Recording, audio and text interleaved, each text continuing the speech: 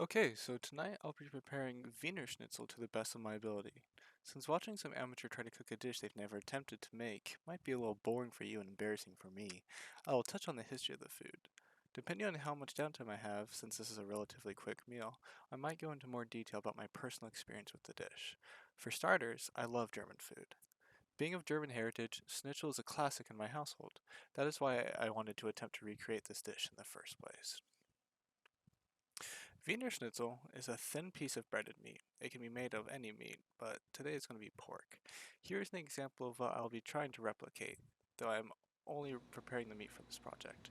Here are the ingredients I will use to bread the pork. It is simply salt, pepper, and flour, egg, milk, and pickle juice, and lastly breadcrumbs. Schnitzel originated in Central Europe sometime during the 19th century. Schnitzel is defined as a breaded slice of thin meat, thus there are dozens of different recipes of very similar dishes from around the world and many different cultures. Traditionally, in Bavaria, Schnitzel is served with a healthy squeeze of lemon juice, alongside cold German potato salad, which is topped with quick pickled cucumbers. But tonight, I'm making an Austrian dish called Wiener Schnitzel, a schnitzel made specifically of pork. The schnitzel is a notoriously Viennese meal. There are many German variations of the food. However, they all pretty much share a common template. My personal favorite variation is Jägerschnitzel, which I will explain later. This is your average schnitzel, but the use of pork makes this dish specifically Wiener Schnitzel, which is a classic originating from Vienna, Austria. I started by thinning the meat and am now dredging it. This just entails a thin coat of flour and seasoning, followed by an egg bath. A coating of breadcrumbs finishes the breading. I would have prepared Jägerschnitzel, which is a schnitzel served with a mushroom gravy. However, one of the key ingredients is a mushroom that I couldn't find in stores in Lawrence. Normally, Jägerschnitzel is not a standalone dish. It is often served with pickled red cabbage and spatzel, with a squeeze of lemon. I am just making the schnitzel because of time restrictions, though my dad makes some killer spatzel, a type of German flour noodle. I should note that every recipe I've seen stresses light breading, so don't overdo this part. I probably went a little heavy on the breadcrumbs, but the meat was still visible under the layer, so it should be fine. Doing this one-handed also proved to be a little difficult, if you couldn't tell. You just add the meat to hot oil and let it cook for 3 to 4 minutes on each side. You can see I already have one in the pan. You know, I've realized that I've never actually cooked schnitzel myself before. Even though my family and I have a lot of history with the food, I've always been a background character when it comes to cooking it. I should note that even though Kansas has a large German population, the German restaurants I've eaten don't really reflect this. The best German restaurant I've been to is actually in Oregon. They had some pretty awesome Jägerschnitzel mushroom gravy. The best German cooking you can find in Kansas is at home.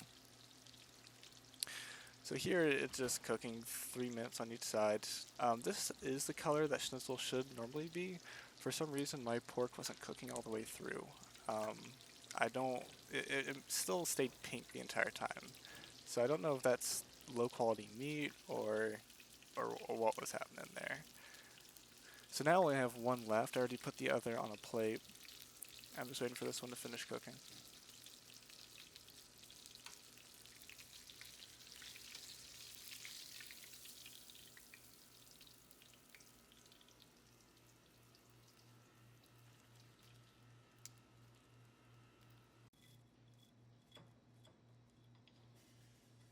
It still looks a little pink, but like it's also like the lowest quality meat I could buy. I think it's fine. That should be good. Yeah. Yeah, that looks good.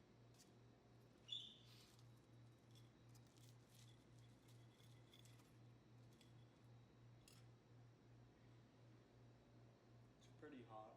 It's pretty hot. So is that like thumbs up material? Yep. Yeah. Okay. Sweet. I think with some seasoning it would be a lot better. Forgot to salt and pepper. Here's a quick blooper. This was the second set that I made because I forgot to season the first one, and I wanted to taste test with these. Um, the oil's hot.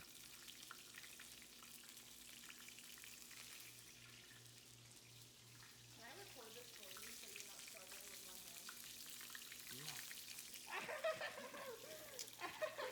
Is that a yes? Motherfucker, dude. herded